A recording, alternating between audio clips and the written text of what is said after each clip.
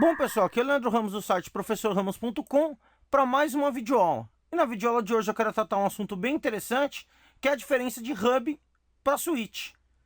Eu quero mostrar isso tanto teoricamente, quanto quero comprovar essa teoria utilizando o Packet Tracer.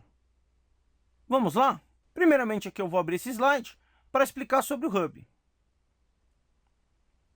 Então o que é o hub? O hub é o centro da sua rede estrela. Quando você tem uma rede em topologia estrela, todos os equipamentos são ligados ao nó central, esse concentrador, esse comutador.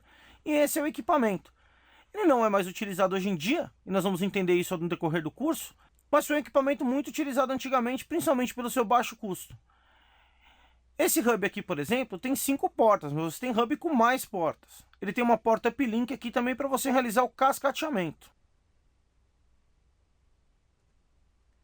Então vamos lá entender um pouquinho sobre o hub. O hub são dispositivos de camada 1 do modelo OSI. Eles funcionam como repetidores de sinal elétrico. Então, só para relembrar aqui as camadas OSI, eu tenho a camada física, enlace de dados ou data link, rede, transporte, sessão, apresentação e aplicação. Então as camadas 1 a 7. Quando você recebe uma informação, a informação vem da camada 1 para 7 aqui para chegar até o usuário, e quando você envia uma informação, ela sai da camada 7 e vem até a camada 1 aqui do modelo OSI.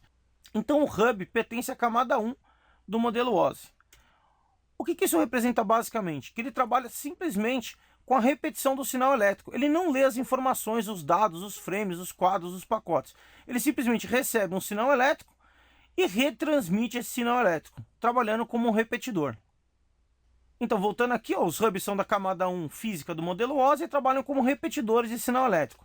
Quando o pulso chega a uma das portas do hub, ele retransmite esse pulso para todas as outras portas, criando um único domínio de colisão. Vamos ver isso nessa figura aqui, ó. Eu tenho uma máquina aqui, o host 1, que está transmitindo um dado para o hub. Então, quando o host 1 transmite o dado, olha que interessante, o dado vem até o hub. O hub simplesmente pega essa informação e retransmite para todos os hosts que estão conectados a esse equipamento. Então ele vai mandar para o host 4, para o host 5, para o host 6, para o host 3, para o host 2 a mesma informação. A máquina que o host 1 enviou o pacote, vamos supor que a máquina 1 enviou o pacote para a máquina 6. Vai receber o pacote, a placa de rede, vai ler aquela informação, é para mim, legal. E vai levar essa informação para as camadas superiores. Já os outros equipamentos, host 5, host 4, host 3 e host 2, cujo aquele pacote não era o destino, simplesmente descartam o pacote. Então ele funciona como um grande repetidor. A máquina envia informação, ele pega aquela informação, aquele sinal elétrico e retransmite para todos os outros computadores. Eu vou fazer uma analogia com um carteiro que não sabe ler. Então imagina que o carteiro chegou naquela rua, o hub é essa rua, ele tem um barramento interno aqui que conecta todos os computadores, e o carteiro não sabe ler. Ele tem uma carta e sabe que é naquela rua, mas não sabe para quem. O que ele faz? Ele xeroca, né? Ele faz uma cópia daquela carta e entrega em todas as casas. A casa que porventura é o destinatário da carta vai receber, vai ler, falar, olha que legal, chegou uma carta para mim e tudo mais. As outras cartas vão receber aquela carta, essa carta não está endereçada para mim, e vão simplesmente descartar aquela carta, vão se desfazer dela, jogar fora. Então é assim que o hub trabalha, fazendo uma analogia com um carteiro que não sabe ler. Dessa forma como a estação transmite, todas as outras recebem o dado transmitindo. Como toda banda é ocupada quando o host transmite, apenas um host pode transmitir por vez. Por funcionar dessa forma, os hubs tornam a rede lenta e insegura.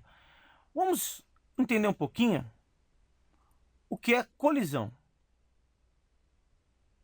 Então, colisão, o CSMA-CD, o Carrier Sense Multiple Access Collision Detection. Vamos entender esse conceito. Uma máquina, quando vai transmitir no hub, ela primeiro escuta o barramento. Se o barramento estiver livre, essa máquina transmite a informação. E a informação é replicada para todos os outros computadores. O computador que é o destino da informação vai ficar com o pacote, os outros vão descartar. Uma próxima máquina quer falar, ela escuta o barramento. Está ocupado? Ela espera. Entre aspas, é a famosa tecnologia. Quando um burro fala, o outro baixa a orelha. Então, as máquinas escutam o barramento. Está ocupado? Ela espera. Está livre? Ela vai e transmite. Uma outra máquina quer falar. Está ocupado? Ela espera. O barramento está livre. Ela transmite. Então, tem uma comunicação por vez no hub. Mas o que acontece se duas máquinas ao mesmo tempo escutarem o barramento e verem o barramento livre? Por exemplo, aqui a máquina A e a máquina D escutaram o barramento. O barramento está livre. Elas resolvem transmitir ao mesmo tempo. Isso não é possível no hub porque o caminho é um só. E vai existir uma colisão, ou seja, uma informação vai se chocar com a outra. Olha aqui, a máquina A transmitiu, a máquina C transmitiu as informações aqui, o sinal elétrico se chocou. Isso é a colisão. Quando ocorrer uma colisão, vai ser gerado um sinal back-off. Quando duas máquinas transmitirem ao mesmo tempo e existir uma colisão, as placas de rede têm um protocolo interno que vai detectar essa colisão. É o CSMA-CD. E o que vai acontecer? Primeiro é gerado um sinal back-off. Eu costumo dizer que é um sinal Zezé de Camargo e Luciano. Vai dizer parem e todas as máquinas param de transmitir. Vai ser gerado um tempo aleatório. Cada computador vai ter o seu relógio. Então, uma máquina vai ter um tempo de 1 milissegundo, a outra de 2 milissegundos, a outra de 3 milissegundos, 4 milissegundos e assim por diante. Tempos diferentes. Quando aquele relógio zerar, a máquina escuta novamente o barramento. Se tiver livre, transmite. Se tiver ocupado, espera ficar livre para transmitir. E num outro dado momento, o que vai acontecer? Duas máquinas vão escutar o barramento novamente e vão ver o barramento livre, vão transmitir juntas, vai colidir. O que vai acontecer? O CSMA-CD entra em ação, para todo mundo de retransmitir, gera um tempo aleatório, e depois desse tempo aleatório zerado, escuta o barramento de novo, está livre, transmite, não está, espera. Depois de um tempo vai ter colisão. Os hubs antigos, alguns vinham até com LED, como você pode ver nessa imagem que apareceu aí, que toda vez que tinha uma colisão, esse LED acendia. E você tem que levar em consideração algo importante, que quando você aumenta a quantidade de computadores numa rede que utiliza hub, você aumenta a chance de existir uma colisão na rede. Então, voltando aqui, o hub não é interessante por quais motivos? Ele trabalha com broadcast. Uma máquina transmite e ele retransmite essa informação para todo mundo, tornando o meio inseguro e apenas uma máquina pode falar por vez. Se dois computadores quiserem falar juntos ao mesmo tempo, vai existir uma coisa chamada colisão. E vai ter que todo mundo parar, gerar um tempo aleatório e retransmitir, o que vai gerar mais lentidão na minha rede. E o hub ainda divide a banda. Como funciona isso? Se eu tenho um hub, por exemplo, de 100 megabits e tenho 10 computadores ligados nele, eu vou ter uma divisão dessa banda pelo número de equipamentos que estão utilizando a rede. Aproximadamente, então, cada computador teria 10 megabits de banda. Lógico que essa banda é teórica, você teria que medir isso certinho, nunca é isso, porque 100 megabits seria a taxa máxima que o hub chegaria, mas numa conta fácil, só para ilustrar, se eu tenho 10 computadores, 10 hosts, 10 equipamentos numa rede, ligado a um hub, esses equipamentos vão ter para cada um deles, na verdade, uma banda dividida de 10 megabits. Então você vai perder desempenho também na largura de banda, ou seja, na velocidade da sua rede. A conclusão aqui sobre o hub. É um equipamento ultrapassado, que não é mais utilizado hoje em dia, mas você ainda pode encontrar algumas redes antigas que utilizam o hub. E é lógico que a minha dica é substituir pelo switch, que é o assunto que a gente vai abordar agora. É um equipamento burro, ele apenas é um repetidor do sinal, ele não lê a informação. Ele trabalha com broadcast, que na verdade é o quê? A mensagem é enviada até ele envia a mensagem para todo mundo. Ele é um espalhador, um fofoqueiro. Ele só faz uma comunicação por vez, ou seja, você não tem comunicação simultânea. Se a máquina A está falando, a B tem que esperar. Ou vai existir a colisão. E quando eu tenho colisão, para todo mundo de transmitir, gera um tempo aleatório, ou seja, mais lentidão. Ele divide a banda pelo número de equipamentos, ou seja, se eu tenho 100 megabits, eu vou dividir 100 megabits pelo número de equipamentos que eu tenho na minha rede. Cada vez mais equipamentos, menor a banda que cada equipamento vai ter. Ele é limitado a 100 megabits. É a banda máxima de um hub. Existiram hubs de 10 megabits e de 100 megabits. Os mais comuns são de 100. É usado em redes pequenas e de baixa performance e não é seguro, porque ele trabalha com broadcast. Então todas as estações recebem as informações de todas, o que vai tornar o ambiente inseguro. Vamos ver agora em ação o hub no Packet Tracer para ver toda essa teoria em prática. Vou abrir aqui o meu Cisco Packet Tracer. Quem quiser conhecer sobre o Cisco Packet Tracer, aqui no site professorramos.com, redes, Packet Tracer, eu tenho uma sequência completa, desde a instalação, traduzir esse programa para português e tudo mais. E também tenho ele aqui na seção de downloads, materiais, downloads, para você baixar o programa da Cisco para simular redes. Acompanha lá as videoaulas no site professorramos.com. Eu vou vir aqui no cantinho aqui onde tem hubs e vou pegar um hub genérico aqui. Vou clicar, segurar, arrastar, colocar o hub, vou clicar 2 vezes no equipamento, ele mostra aqui para mim como que é esse equipamento. Então ele tem 1, 2, 3, 4, 5, 6 portinhas Fast Ethernet, ou seja, de 100 megabits. o botão liga e desliga e o cabo de força.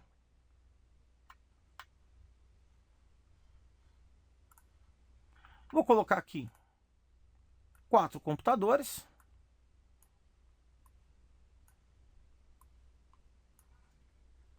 Vou ligar os cabos de rede na placa de rede do computador e na porta do meu hub.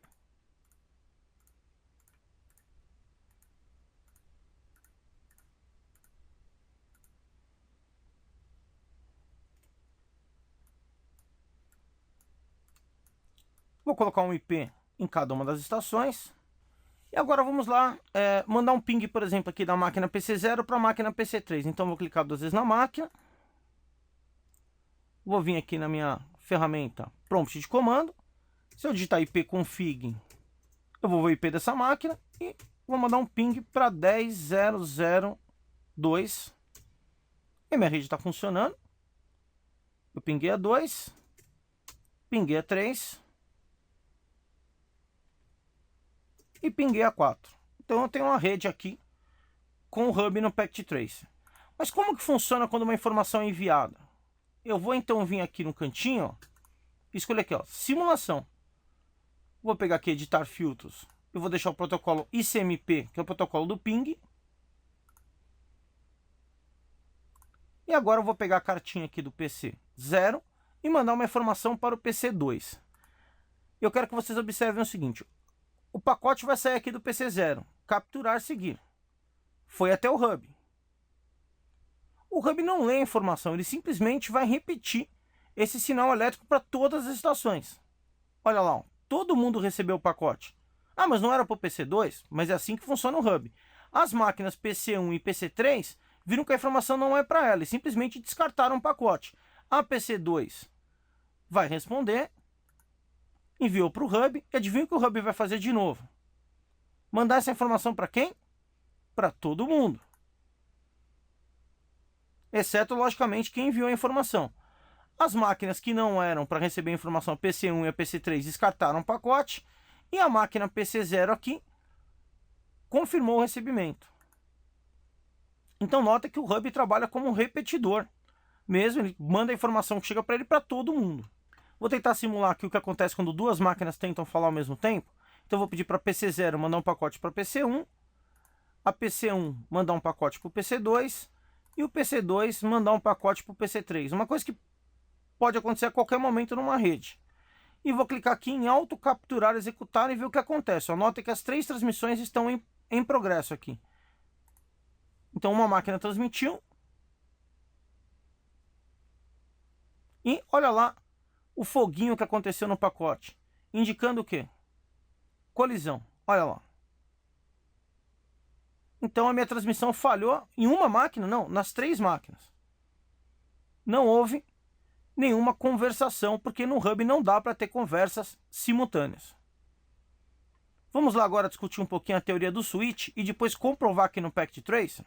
Pessoal, essa videoaula é um oferecimento de JHTech Treinamentos em Informática. Aqui na JHTech Treinamento em Informática você encontra diversos cursos bem interessantes com preço bem acessível. Cursos EAD para você fazer à distância, com certificado e tudo. Ó, instalação e configuração do Linux Ubuntu no desktop, introdução à rede de computadores, Excel básico, forense computacional, governança em TI. Todos os cursos com professores renomados, como Jefferson Costa, Hélio Cesarei, Robson Valmonde, entre outros. Acesse lá, JHTech Treinamentos em Informática. jhtechead.com. Você encontra na descrição do vídeo o link para o site. Então vamos lá agora discutir o switch. Fisicamente, um switch é muito parecido com o hub. Você tem as portas onde você vai ligar os equipamentos para ser o centro da sua rede estrela. Mas vamos ver como é que ele funciona internamente.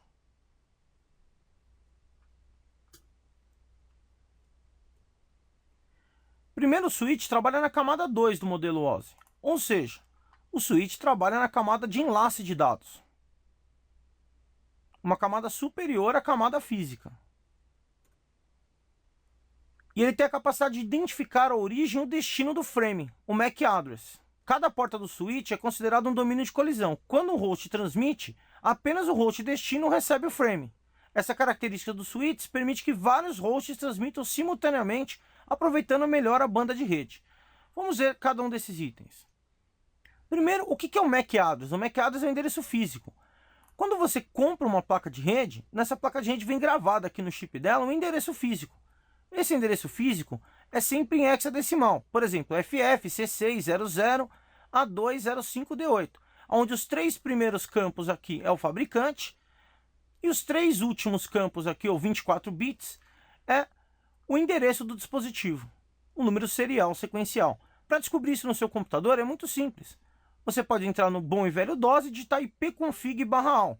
E aí você vai procurar aqui na lista, entre as informações que ele te oferece, o endereço físico. Olha aqui, por exemplo, 2C27D7AC7036.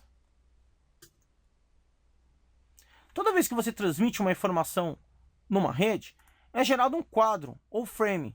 E esse quadro, logicamente que dependendo do protocolo que você usar, vai ter algumas alterações em relação à imagem, mas basicamente o que ele tem? Ele tem um bit start que identifica o começo do pacote, o endereço de destino, e aqui vai estar aquele MAC address, o MAC address da máquina que eu estou enviando a informação.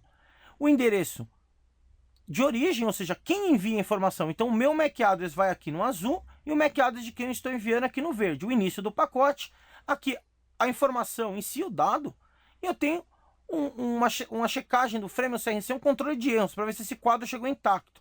Basicamente é uma espécie de conta que ele guarda um resultado aqui, quando chega do outro lado ele refaz esse cálculo. Se o resultado bater, ele vai considerar esse quadro válido.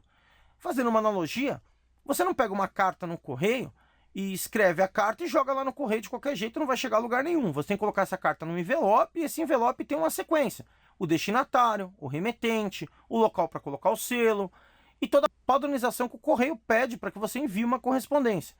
Numa rede é muito parecido. Eu tenho um quadro. O que é o quadro? Essa espécie desse envelope, onde eu vou ter o bit start, o endereço de destino, o endereço de origem, o dado e uma conferência para ver se o pacote chegou íntegro. Então, voltando aqui, esse equipamento de camada 2 valeu um MAC address, que não é nada mais, nada menos que o endereço físico da sua placa de rede. Então, como que o switch trabalha? Olha lá que legal. Ele faz uma microsegmentação. A máquina 1 está transmitindo a informação, então ela envia a informação até o switch. O switch simplesmente vai ler essa informação e falar para o host 5 e vai mandar essa informação só para a porta 5. E olha que interessante, ao mesmo tempo eu tenho outras comunicações. O host 4 quer falar com o host 3. Então ele envia a informação aqui, a setinha vermelha, ó, e você observa que chegou só no host 3. E ao mesmo tempo aqui o host 6 está enviando uma informação para o host 1. Então o switch vai ler o MAC address, esse envelope, entre aspas, e vai mandar a informação desse quadro, desse frame, só para a máquina de destino, tornando o equipamento muito mais seguro. Uma outra característica interessante é que a largura de banda é dedicada entre as portas, eliminando as colisões e possibilitando uma melhoria substancial no desempenho da rede. Mas, Leandro, e se duas máquinas resolverem mandar a informação para o mesmo destino? Por exemplo, o host 1 está mandando para o host 5 e o host 3 também está enviando para o host 5. Vai existir colisão? No switch não existe colisão. Por quê? Quando uma máquina envia uma informação para uma porta que porventura esteja ocupada, o switch tem um buffer, isso, uma memória, e essa memória vai armazenar essa informação que é para aquela porta. Quando aquela porta estiver livre, o switch vai pegar a informação dessa memória, uma espécie de sala de espera, e vai enviar para a porta. Mas o que acontece se porventura eu enviei a informação e o buffer está cheio, porque a memória tem um limite? O switch vai descartar esse pacote. Não vai ter colisão. E o que vai acontecer com esse pacote descartado? Aí o TCP/IP simplesmente, a máquina vai ver que o pacote não chegou no tempo útil e vai retransmitir esse pacote. Se for TCP. Se for UDP, o pacote simplesmente se perdeu na rede. Não vai ter retransmissão desse dado. Mas como que o switch sabe que o computador 1 está na porta 1 e o computador 5 está na porta 5? Porque o switch trabalha com uma tabela de endereçamento MAC. Quando as máquinas ligam, elas emitem um broadcast. Olha, sua máquina nome tal, MAC address tal, IP tal. O switch, quando recebe essa mensagem, ele lê essa informação e marca. Ó, na porta 1 está a máquina com MAC address tal. Na porta 2 está a máquina com MAC address tal. E ele monta o que a gente chama de CAN table. Ou seja, a tabela com todos os endereços MAC relacionados às respectivas portas. Então, voltando aqui, você tem no switch conversas simultâneas e não tem colisão. Se duas máquinas querem falar com a mesma porta, tem o buffer. Se o buffer estiver cheio, o pacote é descartado. E eu tenho a largura de banda para todas as máquinas. Se eu tenho um switch de 1000 megabits, eu tenho 1000 megabits para cada equipamento que está na minha rede. Muitas pessoas perguntam sobre switches gerenciáveis. Primeiro, eu tenho switches não gerenciáveis, são dispositivos indicados para pequenas empresas, onde simplesmente você liga o cabo de força nele, conecta as máquinas e já está funcionando. E eu tenho switches gerenciáveis, que oferecem um conjunto de características avançadas com maiores funcionalidades, sendo imprescindíveis em redes de maior porte. Primeiro vamos lá, o que o switch gerenciável vai me habilitar? Eu vou ter uma CLI, um terminal de linha de comando, como eu mostro nessa imagem. Um switch Cisco, e eu posso criar configurações nele, eu posso criar diversas configurações por linha de comando. Alguns switches têm uma interface de configuração gráfica, o que torna o serviço mais fácil. Mas o mais utilizado no mercado são os switches Cisco, e todos eles são por linha de comando. O que eu posso fazer com o switch gerenciável? Eu posso gerenciar as portas, ligar ou desligar uma porta, mudar a velocidade de uma porta. Eu posso monitorar o fluxo de informação ao tráfego com RMON. Eu posso ver tudo que está passando pelo meu switch, que tipo de informação que é. Eu posso fazer port mirror, ou espelhamento de porta, que consiste no quê? Todo dado que chegar numa porta, por exemplo, 5, eu quero que vá também para a porta 8. Com isso eu posso ter um monitoramento transparente das informações. Muito interessante aí o pessoal que trabalha com segurança. Eu posso ter o gerenciamento de memória desse switch, eu posso criar VLANs. E o que é a VLAN? Eu posso pegar um switch e dividir em switches virtuais, quebrando ele em pedaços. Falar que as portas da cor azul só conversam com as portas da cor azul e as portas vermelhas só conversam com as portas vermelhas. Eu vou dividir o meu switch em 2, 3, 4 switches. Então, na ilustração aqui vocês vão ver 2 switches, ou uma VLAN azul, ou seja, uma virtual LAN azul, uma virtual LAN vermelha, onde as máquinas vermelhas só falam com vermelho e azul só fala com azul. Por exemplo, numa empresa onde eu tenho administração e fábrica. A fábrica são as máquinas vermelhas, só falam com máquinas da fábrica. E as máquinas azul da administração só falam com máquina da VLAN azul administração. E aqui eu tenho o modo trunking, que é uma configuração feita no switch aqui para que a informação de todas as VLANs de um switch passem para o outro switch. Se você quiser aprender mais sobre VLAN, eu tenho 3 videoaulas no site que mostram como fazer isso. Você pode clicar nessa imagem e ser redirecionado para essa videoaula. E como que eu acesso esse switch para configurar? Existem várias maneiras. A mais comum é essa daqui. Eu tenho uma porta chamada console no meu switch gerenciável. Então é muito fácil identificar se o switch é gerenciável, porque na parte da frente ou de trás você vai ter uma porta escrito console. E aí tem um cabinho que acompanha o seu switch, você vai ligar esse cabo no seu computador e vai acessar via Hyperterminal. E vai ter acesso a essa interface de configuração. Os switches gerenciáveis graficamente você acessa via web, da mesma maneira que você configura um roteador.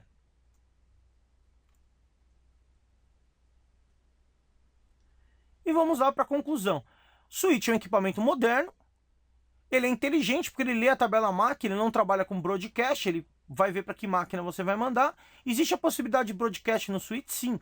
Se uma máquina realmente quer mandar uma informação para todo mundo. Por exemplo, um servidor, uma máquina quer pedir um IP na rede, então ela dá um broadcast falando assim, quem é o servidor DHCP que pode dar um IP para mim? Então existe broadcast sim, mas só quando a máquina quer falar com todo mundo. Se a máquina tem um destino, um target, um alvo, é para aquele alvo que vai a informação, não vai para todo mundo. Então, o equipamento inteligente que trabalha, ele lê os endereços MAC dos frames. Ele trabalha com microsegmentação, ou seja, não tenho colisão. Eu tenho a possibilidade de gerenciamento do switch, não são todos que são gerenciáveis, mas os modelos mais profissionais sim. Ele trabalha em full duplex, ou seja, a máquina pode enviar e receber informação ao mesmo tempo.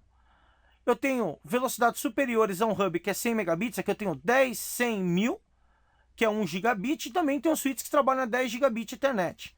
Eu tenho suporte a fibra ótica, ou seja, eu posso usar um cabeamento que vai estender, vai ter mais de 100 metros de distância. Eu tenho, logicamente, switches que têm ou não suporte a fibra ótica. Eu tenho uma maior performance e uma maior segurança.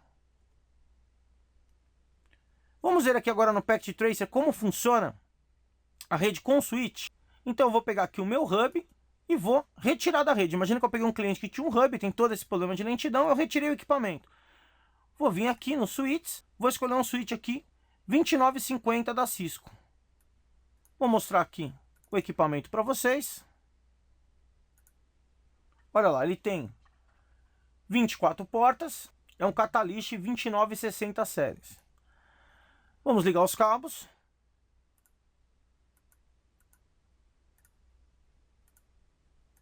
Vou mostrar aqui com um laptop.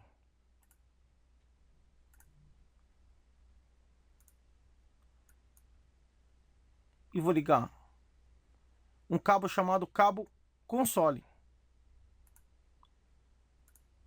Na porta console do switch e na porta RS232, porta serial do meu laptop.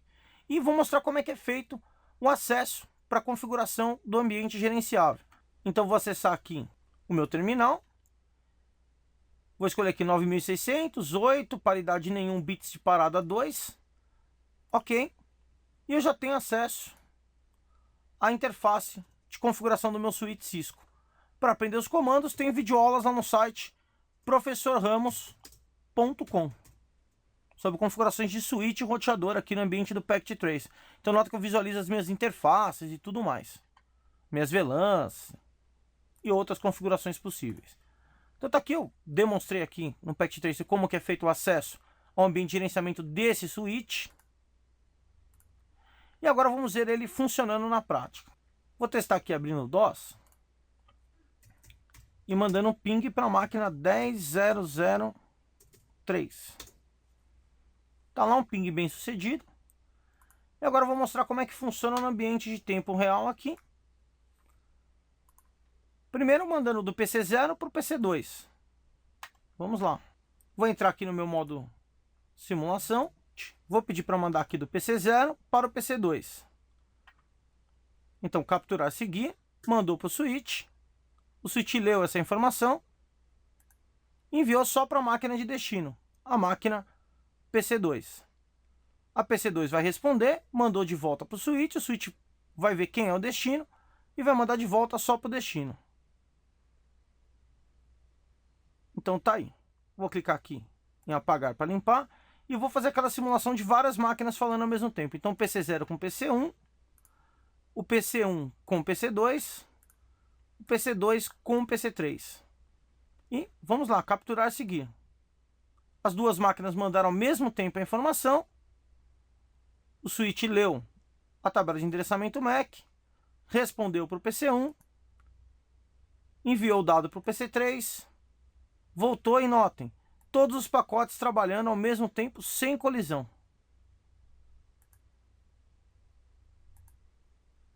Eu tive sucesso nos meus 3 testes. Ou seja, eu posso ter conversa simultânea, ou seja, troca de informação simultânea no switch, porque ele lê o endereçamento MAC e não tem colisão. Vou fazer um último teste, o PC0 pingando o PC1 e ao mesmo tempo o PC2 também pingando o PC1. Vou clicar aqui em auto capturar executar. Os dois mandaram a informação. O switch lê a informação. Envia primeiro um pacote, o outro está no buffer, na memória. Enviou o segundo pacote. Respondeu o primeiro. E também respondeu o segundo sem colisão.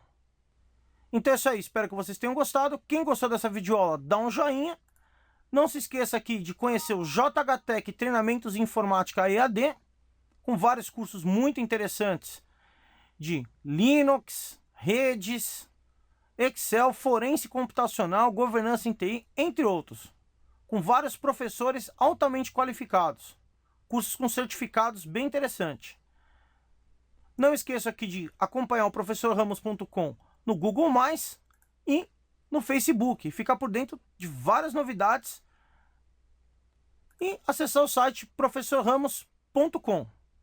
Compartilhando o conhecimento.